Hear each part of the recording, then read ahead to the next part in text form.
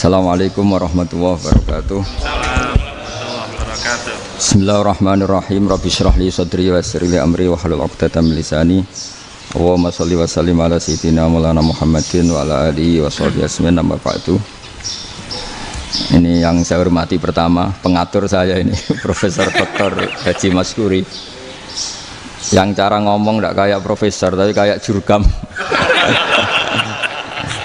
Jadi kalau ciri utama akademisi itu kalau ngomong itu teduh, datar, runtut, sehingga memaksa orang lain itu menerima karena runtutan logika yang terbangun.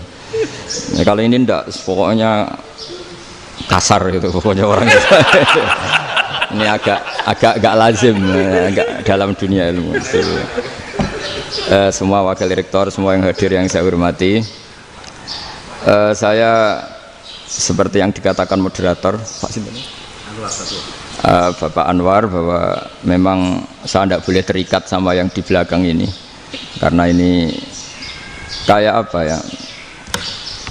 Ada satu madhab yang anak-anak Unisma semuanya harus tahu, teman-teman di Unisma. Menjelaskan itu tidak lebih baik. Jadi karena seakan-akan belum melakukan. Indonesia itu dulu kedatangan Islam itu tidak pernah dipertentangkan antara Islam dan negara, sehingga diskusi itu sudah salah karena para wali itu tidak pernah mempertentangkan Islam dan keindonesiaan atau kebinekaan. Satu, bahwa para wali itu misinya dakwah, di mana-mana dakwah itu pasti ketemu yang berbeda, mulai beda agama, beda pilihan madhab, beda tradisi, beda kultur. Jadi itu tidak perlu dipertentangkan, tapi malah itu jadi lahan dakwah. Sehingga kita ini kalau diminta diskusi hubungan negara dan agama malah bingung, memangnya kenapa.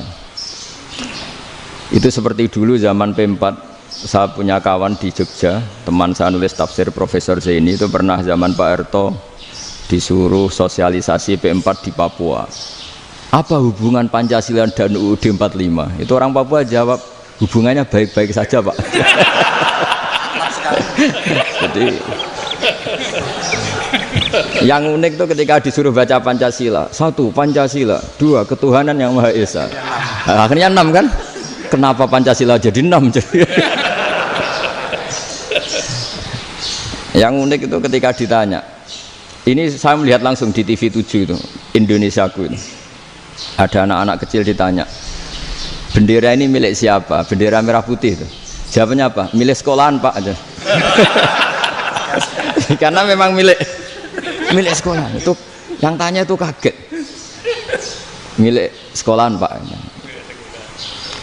Nah, tentang tema ini mohon dibaca ini langsung start ya, langsung serius, karena tadi sudah kayak jurkam tadi, ini yang langsung khas ilmuwan. Ini sebagai penghormatan saya pada Unisma, ini khas keilmuan. Imam Zuhri adalah gurunya Imam Malik. Ya, saya ulang lagi ya, Imam Zuhri adalah gurunya Imam Malik. Halaman 29. Ini langsung start, saya baca halaman 29. Dan ini terutama yang para punggawa-punggawa ini. Saya baca ya. Ini teks tidak ada yang saya rubah, memang persis seperti ini. Bismillahirrahmanirrahim. Yaqulu Zuhri, ini gurunya Imam Malik. Fama futiha fil islami fathun qablahu kana a'zama minhu. Innama kanal qitalu haitsul taqon nasu.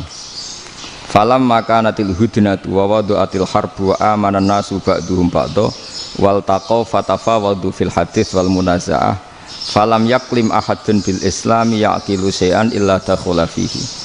Walaqad dakhalataini kasanaten mithlu man kana fil islam qabla dzalika au aktsar. Terus ini ngomongnya harus santai, nggak boleh provokatif.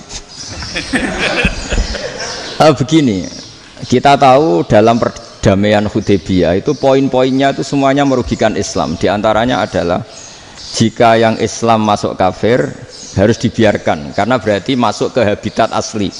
Karena Nabi sebelum jadi Nabi, komunitas pokok itu kafir, sehingga kalau Islam masuk kafir kembali ke habitat. Tapi kalau Islam masuk kafir, kafir masuk Islam itu harus dikembalikan karena dianggap bid'ah.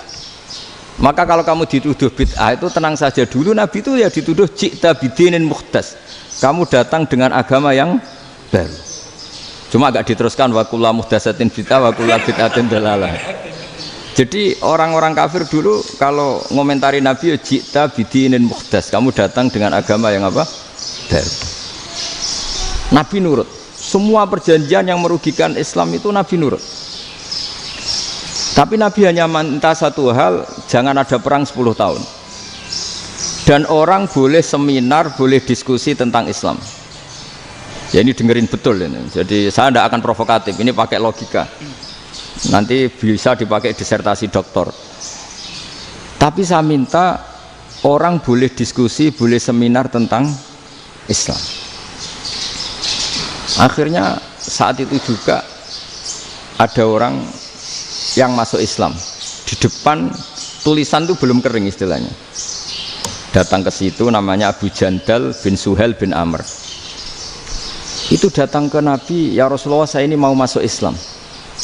Kata orang-orang kafir, ini pertama Muhammad, kamu komitmen enggak sama perjanjian? Kalau kamu komitmen harus kamu kembalikan. Nabi bilang, ya Abu Jandal kamu kembali ke mereka, ke habitat mereka, yaitu menjadi kafir, di komunitas kafir maksudnya. Akhirnya nangis. Umar, Sayyidina Umar itu mendekati Abu Jandal, kemudian memberi isyarat supaya ngambil pedangnya. Jadi isyaratnya wong ini baca ora wis. Maksudnya orang-orang kafir. Tapi Abu Jandal nggak mau. Singkat cerita akhirnya kembali ke komunitas kafir. Tapi yang dikatakan Imam Zuhri cara analisis ini nggak bisa pakai provokatif, harus pakai analisis.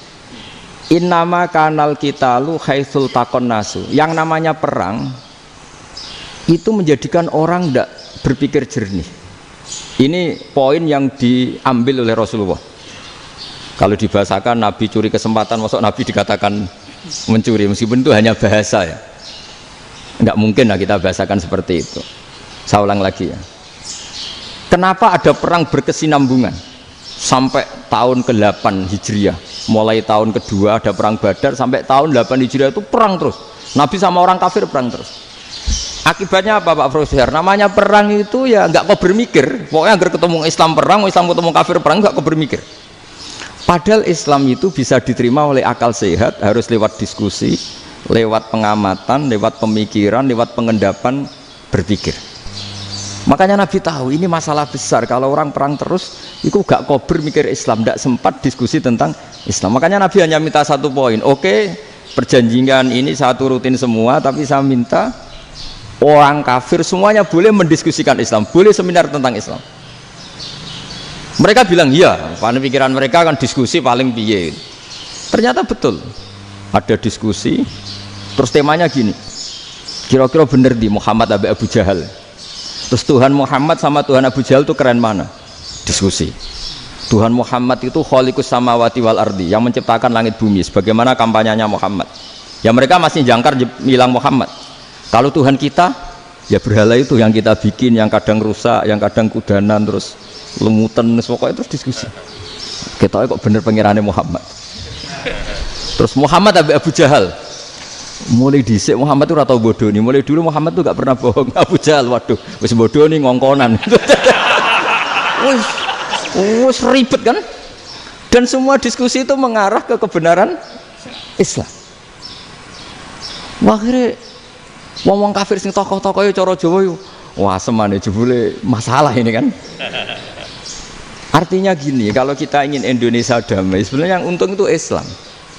Karena Tuhan yang menciptakan langit dan bumi tentu gak akan diperbandingkan atau akan dikalahkan oleh Tuhan yang lahirnya saja sudah di bumi. Misalnya kita menjual Tuhan Allah, siapa itu yang menciptakan langit bumi, yang ada sebelum langit bumi? Bandingkan dengan Tuhan yang lahirnya di bumi, ada tanggal lahirnya, ada aktenya, itu kan sudah ribet kan? Begitu juga kalau memperbandingkan tokoh. Muhammad itu siapa? Tokoh yang bisa menyatukan pan Arabik, tokoh yang begini-begini, yang sayang istri, sayang keluarga, dibandingkan dengan tokoh Abu Jahal, Abu Lahab yang corong jauh penggaweannya yang ngerugikan orang lain. Akhirnya orang itu mulai tertarik sama Islam. Makanya kata Az-Zuhri, pakai bahasa dulu. Falam yaklim ahadun bil Islam. Tapi kalau sekarang yang populer itu bahasa yatakallam. Sebetulnya yang benar itu bahasa kalimah yaklimu kalaman, karena masdarnya itu kalam, berarti sulasi nopo mujarrad. Tapi di fi'ilnya itu mujarradnya enggak kelaku. Jadi di fi'ilnya takallama yatakallamu, tapi untuk masdarnya yang kelaku kalaman. Jadi ini agak unik, agak enggak lazim. Mestinya kan takallama yatakallamu takalluman, tapi di masdarnya kalam populer, tapi di fi'ilnya tidak populer. Saya teruskan ya. Ini penting sekali. Jadi menjual Islam, kalau boleh dibahasakan menjual, itu tetap enak dalam kondisi damai. Karena kalau kita perang, itu bawaannya kalau ketemu ya perang. Kalau ketemu perang, sehingga orang itu rakober diskusi dulu. Saat benernya Islam sampai kafir itu bener di. Karena tidak kober diskusi, tidak sempat diskusi, orang yang milih yang kafir. Karena yang mayoritas yang kuat. Sementara Islam zaman itu lemah. Ya Nabi itu yang diminta hudnah, yang penting kita damai. Terus orang boleh mendiskusikan benar mana kita dan mereka. Ya setelah diskusi ya tadi kan nggak mungkin Allah yang begitu keren hebat pencipta langit bumi dibandingkan berhala yang mengurus dirinya sendiri saja tidak bisa.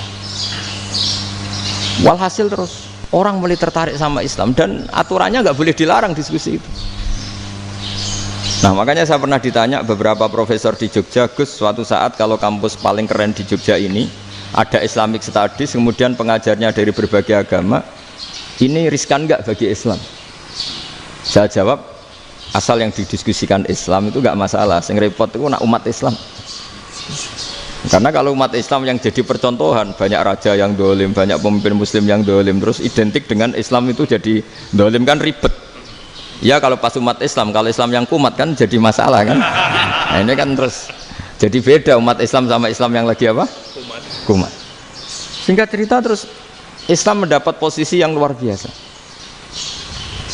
Nah makanya di sini diistilahkan falam makanatil hudnah, ketika ada perdamaian wa amanan nasu ba'dum ba'do, orang merasa aman, itu fatafawadu fil hadis wal munazaah. Mereka berdebat, munazaah itu berdebat. Keren mana konsep Muhammad dengan konsep Abu Jahal? Keren mana konsep Tuhannya Muhammad dengan Tuhan kita? Terus diskusi dan mereka akhirnya ikrar, wah yang benar ya Muhammad lah. Di mana-mana Tuhan tuh ya sebelum langit dan bumi, di mana-mana Tuhan ya punya reputasi menciptakan. Masa Tuhan reputasinya diciptakan, kayak berhala dan sebagainya. Ibadah juga gitu. Ibadah wong kafir itu kalau tawaf itu telanjang, ibadah Muhammad santun pakai pakaian. Terus akhirnya mereka mulai tertarik Islam. Sehingga saya lihat di beberapa tafsir, saya memang tidak akan ngomong yang tidak serius, ngergani Unisba ben sawangane pemikir serius.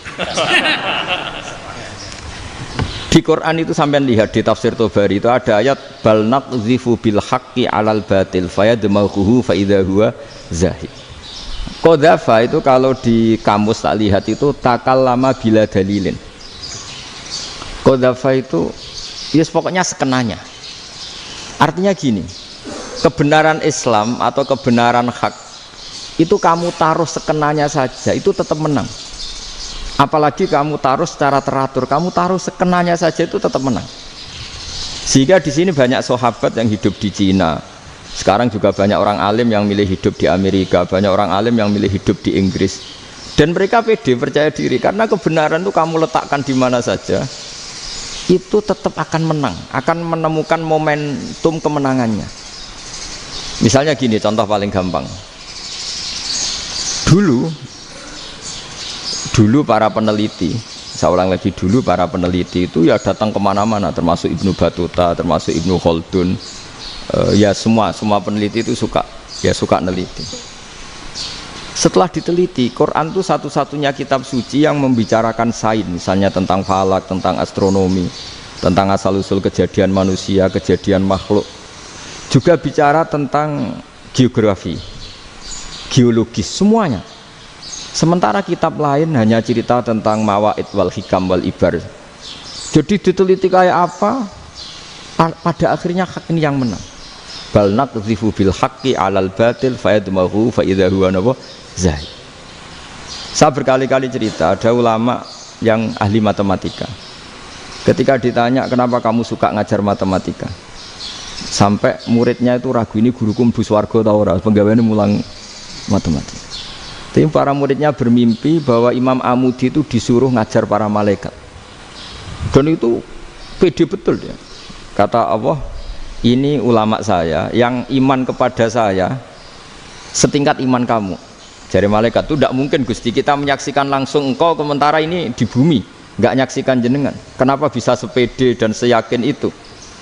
Akhirnya Imam Amudi disuruh ngajarin matematika. Jadi Anda kalau profesor itu nanti harus sempat ngajari malaikat, itu baru benar-benar profesor. Jadi nanti di akhirat ngajari siapa? Malaikat. Jadi ada seminar yang melibatkan banyak malaikat, narasumbernya itu seorang profesor. Itu ketika kenapa engkau begitu yakin kalau Allah itu Tuhan dan Allah itu Al-Wahidus Shomad. Terus Imam Amudi mulai nulis angka gak beraturan. 2, 3, 4, 5 sampai 1 miliar, 1 triliun, semuanya enggak beraturan. Kata beliau, nisbatus naini wasalasa ila ma la nihayatalaha iku nisbatul far'i ilal asli. Mbok angka sebanyak apapun, 2 dibanding 1 ya far'ul wahid, 3 dibanding 1 ya far'ul wahid. Semua angka yang enggak terhingga pun dibanding 1 semuanya far'ul wahid. Semua angka sebanyak apapun itu cabang dari angka 1. Fakullu hadhil awalim far'un minal wahidis shomad, yaitu Allah Subhanahu wa ta'ala. Akhirnya malaikat tepuk tangan, iya juga. Jadi begitu juga ada ulama itu ahli gambar. Saya dulu ngaji sama Mbah Mun Al-Husunul Hamidiyah, itu kitabnya itu banyak gambarnya. Dan gale gambar yang ngawur betul, mangga ahli gambar. Saya lepol, tersempurna lele. Semua gambar bangunan, gambar sapi, pokoknya gambar. Ternyata dia menemukan Tuhan itu dari gambar. Gambar serapi ini atau seruwet ini sama. Gambar rapi sama ruwet itu sama kalau dalam pandangan tauhid. Dimulai minan nuqtah al-wahidah. Kowe cek gambar sing rapi sing indah, cek gambarmu elek, dimulai dari satu titik. Dan titik ini nuqtatil wujud, yaitu Allah Subhanahu wa ta'ala. Jadi nak cara ahli tauhid gak penting gambarnya api, menang lomba atau ora penting. Butuhe hadis surah ini gambar baik yang rapi maupun ndak adalah min nuqtah dari satu titik.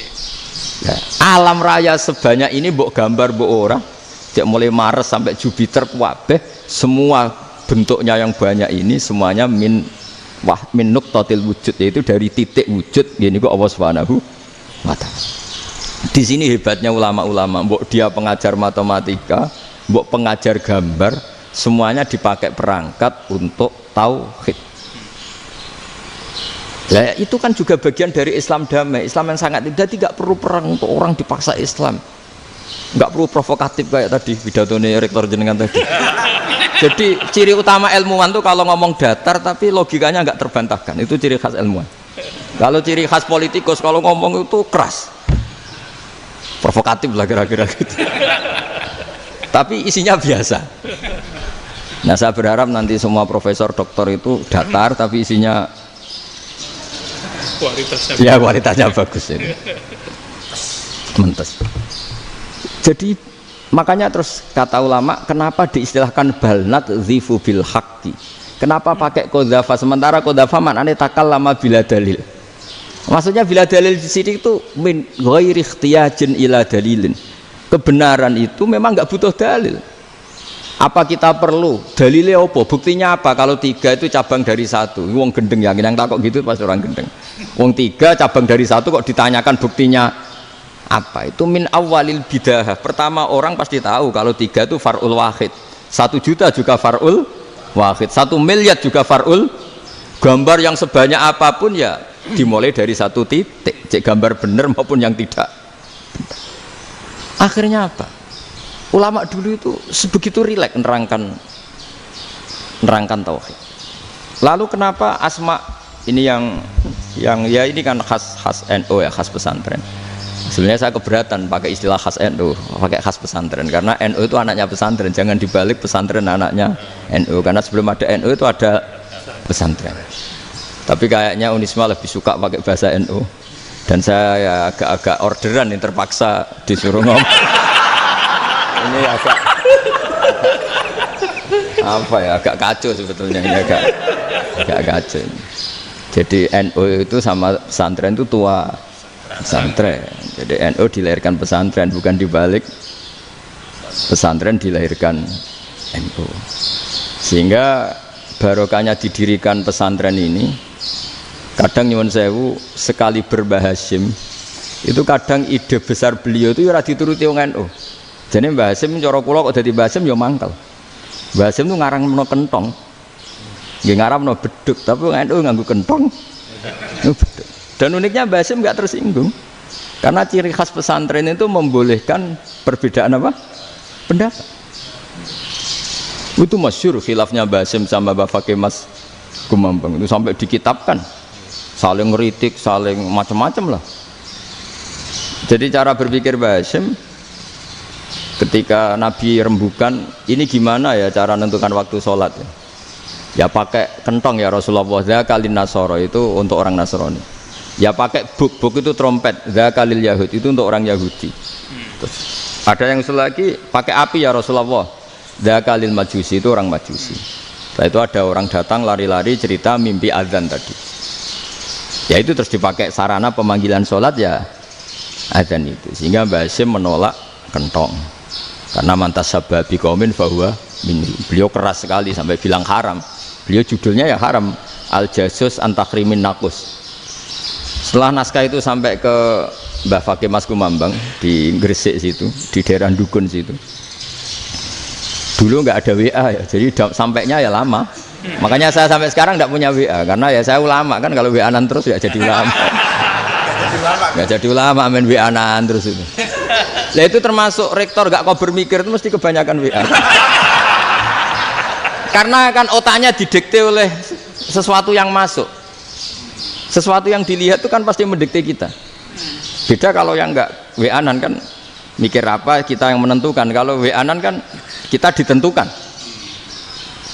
Mau mikir anaknya butuh apa gara-gara WA informasi Jakarta mikir Jakarta. Padahal secara kewajiban ngapain kamu orang Malang mikir Jakarta? Gara-gara WA mikir Jakarta belum selesai ada berita di Sulawesi, mikir Sulawesi. Habis itu mikir NTT. Makanya semua orang sekarang merasa tokoh nasional gara-gara informasi yang masuk itu nasional. Jadi Mas Yo RT yang mikir gimana Gus Indonesia kok. Padahal RT loh. Sampai lupa kalau dia itu RT. Jadi semua orang sekarang merasa tokoh nasional. Dan itu gara-gara apa coba? Akhirnya semua orang juga punya ide tentang nasional. Harusnya negara itu gini-gini. Jebule wonge sing duwe ikon itu sapa? RT. Ribet kan? Saya teruskan. Setelah naskah itu sampai ke Kiai Fakih Mas Kumambang. Beliau itu marah besar. Ini harus dilawan dan saya bukan karena benci Mbah Hasyim. Beliau teman saya ketika ngaji Kiai Mahfud di Mekah. Jadi Mbah Fakih dan Kiai Hasyim itu teman ketika ngaji di Mekah. Cara ngelawan tuh lucu. Lucu, gak ilmiah tapi gak ilmiah wong alim tetap ilmiah. Di mana-mana serupa itu tidak sama. Ya kalau mungkin zaman Nabi di Madinah itu zaman itu kentong itu identik dengan milik Nasrani. Di Indonesia beda. Pos kampling ya kentong, kebakaran ya kentong, wae sarapan orang di LP ya pakai kentong. Jadi tidak ada jaminan kalau kentongan itu identik dengan Nasrani. Lalu haramnya di mana? Yang di mana-mana tasabuh itu identik. Ini tidak identik. Mulai masalah kan? Mulai masalah. Jadi beliau gaya judul Hazruus. Hazruus itu kepala bergeleng-geleng. Sekarangan kok ngene. Jadi sekarangan kok provokatif gitu. Nah, dan itu Mbah Hasyim ya hormat Mbah Fakih hormat Mbah Hasyim. Saya sendiri secara pribadi itu lebih suka pendapat Mbah Hasyim sebetulnya. Karena bagi saya sholat itu sakral, ya sudahlah kalau sakral ya dipanggil dengan sesuatu yang sakral yaitu kalimat thayyibah azan. Tapi saya tidak akan bilang kalau kentongan itu haram. Karena kalau haram alasannya mirip orang Nasrani. Sementara pos kampling ya pakai kentong, ada banjir ya kentong, ada kebakaran ya kentong. Jadi tidak identik untuk misa atau untuk sholat ala Nasrani. Tapi itu dulu ya rileks saja, dua beliau itu ya saling menghormati padahal saling kritik. Dan dulu ulama yang beda madhab itu ya saling menghormati. Imam Syafi'i itu kalau sholat di kawasan Masjid Abi Hanifah ya tidak kunut. Ketika ditanya kenapa kamu tidak kunut sementara engkau berpendapat kunut itu sunat, ikroman di hadal madhab, saya sangat menghormati madhab. Imam Ahmad bin Hanbal itu berpendapat kalau orang pakai bekam, pakai iftisot atau hijamah itu batal sholatnya. Sementara Imam Syafi'i mengatakan tidak batal apa sholatnya atau wudunya tidak batal. Tapi Imam Ahmad itu ditanya, apa kamu makmum Syafi'i? Bagaimana mungkin saya tidak makmum sama wali kutub seperti Imam Syafi'i? Padahal menurut keyakinan Imam Ahmad ini sholatnya batal. Ini habis ikhtijam udah wudu. Tapi tetap saja beliau karena perbedaan pendapat di furu' itu lazim. Ya orang boleh berdebat lah. Ketika Unisma datangkan saya, itu saking senengnya kiai, apa saking sombongnya sampai ngatur kiai, kan nggak pernah bisa diperdebatkan. Itu kan orang boleh debat kan? Itu saking angkuhnya apa saking senengnya kan nggak jelas kan? Kan dan orang boleh setuju pendapat saya, yaitu ngatur kiai itu haram. Setuju juga Pak Rektor, ekspresi mahabbah itu ya macam-macam. Dulu sahabat ya gitu, sahabat itu ada yang nggak kenal wajahnya Nabi sama sekali sampai akhir hayatnya. Ketika ditanya, lo kamu itu sahabat kok nggak tahu wajahnya Nabi? Saya tidak pernah berani memandang Nabi karena ijlalan lahu, terlalu menghormati saya sehingga tidak berani memandang wajahnya. Ada sahabat yang penggawaannya dulu wajah Nabi sampai bisa nyifati alfiu faminunil hajib, sampai bisa nyifati detail karena dulu wajah Nabi itu ibadah. Ada seorang wali ditanya, kalau kamu di surga ingin nggak melihat Allah? Enggak. Loh, tapi semua orang ingin melihat Allah. Unazzihu dzalikal jamal an-nadhari misli, ben gak elek-elek Allah tak delok terima aku. Wong ra jelas. Berarti kok delok pangeran. Banyak. Jadi justru tapi karena saking takzimnya. Enggak lah, mosok sak aku kok. Makanya saya berkali-kali cerita, menurut kesepakatan ulama, soft awal itu paling baik. Tapi banyak juga wali yang kalau sholat itu di belakang. Koyok paling bener yang gue ngarep gitu. Lu bayangkan misalnya kamu semangat di soft awal di masjid haram, jebule sholatnya salah. Itu dari malaikat gaya nih gue ngarep, jebule raro. Ini di sini wong, jebule bodoh gitu. Gaya nih gue ngarep, jebule. Coba orang kalau sowan Mbah Mun, yang berani di depan itu kan ya ketuanya atau jubirnya kan, yang merasa tidak pati pinter-pinter kan mesti di pojokan. Artinya sudut pandang seperti itu ya sah saja, apa? Sah saja. Makanya banyak sahabat yang jarang sowan Nabi, alasannya takut ganggu Nabi. Banyak yang sering sowan Nabi, alasannya seneng Nabi. Yang sowan ya seneng Nabi, yang enggak sowan alasannya seneng. Lu Nabi itu tokoh, punya keluarga, punya anak. Kalau saya sering sowan berarti sering ganggu. Yang sering sowan dia alasan ini khazanah kita harus istifadah. Jadi zaman dulu dia biasa dua sahabat, yang satu milih mahabbah itu milih sering sowan, yang satu juga mahabbah milih tidak sering. Karena pertanyaannya bisa dibalik kan, sering sowan apa sering ganggu coba. Nabi Abedar, assalamualaikum. Nabi nimang cucunya, assalamualaikum. Ayo bener yang sowan apa bener yang enggak kalau seperti itu. Akhirnya terus diatur sedemikian rupa oleh Quran. Walau annahum sabaru hatta takhruja ilaihim lakana khairal lahum. Jadi sahabat kalau mau sowan Nabi ya nunggu di Sufah. Kalau Nabi keluar berarti milik publik. Sekali masuk ke dalam tidak ada sahabat yang berani sowan. Itu la tadkhulu buyutan Nabi illa ayyudzana lakum. Kalau soal sampai masuk dalam harus nunggu dipanggil. Karena sekali Nabi masuk dalam itu milik privat keluarga, milik istrinya, milik cucunya, milik keluarganya. Jadi Nabi sekali keluar ke ruang itu berarti milik publik. Itu terus jalan tengah. Karena kalau langsung masuk, bayangkan saya itu sering menyaksikan. Mbah Mun habis ngaji 2,5 jam ngaji Jalalain, baru masuk, assalamualaikum. Padahal yai mungkin mau ke kamar mandi, mau ini itu. Jadi dulu itu Quran sangat modern. Sebelum ada dokter ngatur tamu, rektor ngatur tamu itu Islam sudah modern. Dia kan nggak fair kan? Misalnya saya ke Unisma harus janjian pakai ini, terus kalau misalnya ke sini selonang-selonang kan lucu kan, mentang-mentang kiai terus juga sowan-sowanan selonang-selonang. Padahal kalau kita mau ke mereka pakai protokol. Sering tidak fair dunia ini, tapi karena aku kiai oleh gelo ya sudah. Akhirnya saya memutuskan gak gampang kemana-mana karena itu. Saya sering didatangi ajudannya menteri, Gus mau ada tamu dari Jakarta tanggal ini, mesti saya bilang, mereka milih tanggal yang mereka kosong, kok tidak mikir apa saya pas itu kosong. Tak jawab enggak lah, sebelum diatur bahasanya dan tawaduknya gitu. Akhirnya dibalik, datang lagi, Gus jam dengan kosong apa kita menyesuaikan. Lah itu lagi dia akhlak kata saya. Itu baru punya akhlak kata saya. Bukan masalah ini, bukan masalah gengsi ya. Saya sendiri itu dolan ke alumni itu jarang, karena ya takut. Kiai kan yang nganggur, jam 9 nganggur, jam 10 nganggur. Bisa saja alumni itu kerja di pabrik, bisa saja yang latihan ekonomi di pasar. Sehingga kalau saya datang jam 9, iki kiai sing nilai santri ini, apa kiai sing ganggu santri. Nah karena orang ini melakukan rutin, gak kok berpikir, pokoknya ini jenenge silaturahim. Mau nyerah kok berpikir, padahal kalau diangen-angen, ini kiai yang nilai santri ini, apa kiai yang ganggu santri ini karena datang di jam kerja. Nah, bayangkan kalau kebenaran dulu itu dikawal oleh satu peradaban perang. Jadi Nabi sesuai diangen-angen Nabi. Perang Badar menang Nabi, perang Uhud menang wong kafir, perang ini gonta-ganti. Apapun itu yang penting satu kesimpulannya, cara Rasulullah kesimpulannya satu. Orang tidak kober mikir kebenaran secara mengendapkan pikiran dengan pikiran jernih. Maka hebatnya Nabi ketika perjanjian, pokoknya saya minta nggak ada perang. Dan orang yang boleh mendiskusikan Islam. Itu luar biasa idenya Nabi. Karena bawaan perang itu orang kan nggak kok bermikir. Ibarat seorang misalnya seneng satu perempuan, ketemu rivalnya langsung perang kan nggak mikir. Tapi kalau kau bermikir, dia ngenangen cawe itu rasa seneng aku. Untungnya apa untuk uang aja rasa seneng, malah mau loro hati. Terus sudahlah buruan dialihkan kemana kan gitu. Itu nak mau amen WA nan tukaran lewat SMS atau tarung langsung ora kok bermikir. Tapi kalau kau bermikir, akhirnya berpikir nih.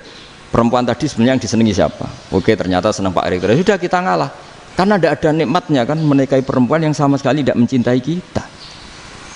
Tapi kalau nak kau berpikir pokoknya diprovokasi, wah gue kalah mbak A, gue kalah mbak B. Pikirannya kan, ojo sampai kalah. Bareng wis menang ternyata ada lah. Nah bayangkan Islam itu seperti itu dulu, dipertarungkan. Luang Islam itu dinu aklin, agama yang diterima dengan akal sehat. Tapi sekarang ukurannya perang. Yang menang berarti benar, yang menang benar. Kan terus jadi repot. Dan itu Nabi tidak ingin, makanya Nabi ingin sudahlah, nggak ada perang. Nah makanya kata Imam Zuhri, fathul Islam terbaik adalah orang boleh diskusi tentang Islam dan tidak ada perang. Lagi-lagi penting, tidak perang itu penting, silmun itu penting, perdamaian itu. Setelah tidak ada perang, akhirnya fatafawadu fil hadis wal munazah, orang boleh diskusi apa saja, termasuk boleh adu polemik. Konsep satu Tuhan dan Tuhan banyak diperdebatkan. Akhirnya Nabi secara rileks bisa menjelaskan, Muhammad, urusan kita banyak, kalau Tuhannya satu tidak cukup, Tuhan harus banyak untuk menyelesaikan berbagai urusan. Ada Tuhan bagi rektorat, bagi ya, macam-macam kan. Ada Tuhan untuk ngurusi utang, ngurusi BPKB, macam-macam. Terus kata Rasulullah, enak saja Nabi jawabnya, ya kalau kamu punya majikan banyak, perintahnya beda-beda, kamu mangkel enggak, bingung enggak? Ya susah mat, kalau majikannya banyak, perintahnya beda-beda, kita jadi repot. Senang mana? Senang majikan satu. Ya sudah, Tuhanmu itu majikan kamu, kalau Tuhannya banyak, perintahnya macam-macam, kamu yang repot. Akhirnya ya sudah mat, Tuhannya satu aja. Nah, itu ya barokahnya diskusi tadi, barokahnya enggak perang. Daraballahu mathalan rajulan fihi syuraka'u mutasyakisuna wa rajulan salamal lirajul hal yastawiyani masalah. Terus alhamdulillah. Jadi orang yang paling kafir pun saat itu taslim. Nah ini kembali ke kalimat la ilaha illallah. Saya tidak perlu provokatif, pasti teori saya itu benar. Bukan saya bilang benar itu karena sombong, enggak. Ini sesuai teks. Misalnya begini, benar enggak kelompok takfiri yang suka ngafirkan orang lain? Itu pasti tidak benar. Logikanya gampang. Orang yang kafir 70 tahun saja dengan melafadzkan la ilaha illallah menjadi muslim. Masa dengan kalimat yang sama yang muslim menjadi kafir? Itu logikanya kan nggak ketemu. Orang kafir 70 tahun untuk menjadi muslim disuruh baca apa? La ilaha illallah. Tapi gara-gara baca la ilaha illallah nyekel patok jadi kafir. Pertanyaannya, loh ini kalimat apa? Kalimat untuk mengkafirkan apa kalimat untuk mengislamkan? Karena yang kafir dengan kalimat itu menjadi Islam, ternyata yang Islam dengan kalimat itu menjadi kafir. Itu ketemu nggak? Cara logika itu kan nggak ketemu kan? Makanya cara pikirannya Abul Hasan Asyadzili, dan saya setuju pikiran itu. Istighfar ini boleh orang Jawa Timur protes karena kadang beda manhaj, tapi jangan protes saya, protes Abul Hasan Asyadzili kualat mesti sampean. Ketua Torekoh napa? Sadziliyah. Cara madzhab Sadzili, dan Anda boleh berbeda madzhab, mencari khasnya wong kampus wani beda. Beda kapasitas lah, pokoknya butuhnya beda. Dan ketok pinter, ketok kritis tuh. Cara madzhab Abdul Hasan Asadili itu gini Pak Rektor. Jadi istighfar itu baik. Tapi ba'da kamali tauhid, setelah tauhidnya itu benar. Alasan beliau masuk akal. Ketika ada ayat fa'alam annahu la ilaha illallah wastaghfir li dzambik. Bihadil kalimah. Jadi orang boleh istighfar itu setelah tauhidnya benar. Alasannya Abdul Hasan Asadili begini. Qul lil ladzina kafaru iyantahu yughfar lahum ma qad salaf. Katakan kepada mereka yang kafir, sekali mereka tidak kafir, maka otomatis dosanya masa lalu diampuni. Pertanyaannya, yang bisa menghentikan kekafiran itu kalimat apa? La ilaha illallah. Dengan hanya melafadzkan la ilaha illallah Muhammadur Rasulullah langsung yufar lahum ma qad salaf, langsung dosanya diampuni. Berarti yang menjadi pengampun dosa lah, penyebab pengampunan itu apa? La ilaha illallah. Itu bahkan orang kafir belum istighfar. Loh, di ayat itu kan Allah gak mensyaratkan setelah la ilaha illallah istighfar baru diampuni, enggak, asal la ilaha illallah langsung yufar lahum ma qad salaf. Saya ulang lagi ya, jelas ya. Jadi kulil ladzina kafaru iyantahu yufar lahum ma qad. Nah sekarang iyantahu, mereka berhenti dari kafirnya, syaratnya pakai apa? La ilaha illallah Muhammadur, itu langsung yufar lahum ma qad. Artinya apa? Ghufranullah itu bisa didapat hanya dengan mujarrodut tauhid, yaitu hanya dengan melafadzkan kalimah thayyibah. Dan sahnya istighfar juga berdasar kalimah thayyibah itu. Misalnya gini, orang kafir sebelum Islam melafadzkan astaghfirullah, astaghfirullah, astaghfirullah, kira-kira diterima enggak? Enggak kan? Karena syaratnya istighfar ba'dat tauhid. Nah makanya dalam adab Sadili istighfar itu setelah la ilaha illallah. Karena cara pandang ya seperti itu. Jadi fa'alam annahu la ilaha illallah wastaghfir li dzambi. Jadi dengan kebenaran tauhid saja ini sudah cukup kita insya Allah layak diampuni. Karena innallaha la yaghfiru ayyusyraka bihi wa yaghfiru ma duna dzalika liman yasha. Jadi orang yang tauhidnya benar itu bisa diampuni Allah asal tauhidnya benar. Itu Allah ngendikan liman yasha wa yaghfiru ma duna dzalika liman yasha. Dawe Imam Suyuti walam yakun liman yastaghfir. Jadi orang yang bertauhid secara benar meskipun gak sempat istighfar itu tetap potensi diampuni. Karena bawaan tauhid itu sudah menjadi layak diampuni. Kayak orang kafir sekali ngelafatkan kalimat tauhid mbok gak istighfar langsung diampuni. Nah, karena melihat seperti itu terus orang berlomba-lomba memperbanyak jumlah lafaz la ilaha illallah. Jadi kita yang alim, kita semua, saya tidak bilang saya, kita termasuk yang di pinggir-pinggir saya ngaku alim nggak masalah lah soalnya. Kita semua yang alim-alim itu tahu bahwa la ilaha illallah itu super, sudah bawaannya tauhid, juga punya kelayakan diampuni. Nah kemudian nasib kita agak sial, malah kalimah ini dituduh bid'ah, dituduh khurafat. Mergo Nabi nggak pernah tahlilan, Nabi nggak pernah. Nabi gak pernah tahlilan, kalau diartikan Nabi ratau maca la ilaha illallah, aneh gak kalimah itu. Nah, ini provokatif ini.